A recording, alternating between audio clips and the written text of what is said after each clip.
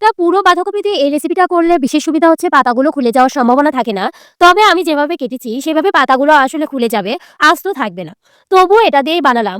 Next day কি video দেখতে চান তা অবশ্যই কমেন্টে জানাতে পারেন। আমি বাঁধাকপিগুলো ভালো করে কেটে নিয়ে আমি এগুলো পানিতে ধুয়ে নিয়েছি এবং একটা বড় পাত্রে এগুলো রেখে দিলাম। এরপর এগুলো মশলা দিয়ে মাখাবো। প্রথমেই দিয়ে দিলাম মরিচের গুঁড়া, হলুদের গুঁড়া, দিয়ে দিলাম একটু ধনিয়ার গুঁড়া, দিয়ে দিলাম জিরার গুঁড়া এবং দিয়ে দিলাম একটু এলাচ দারচিনি গুঁড়ো।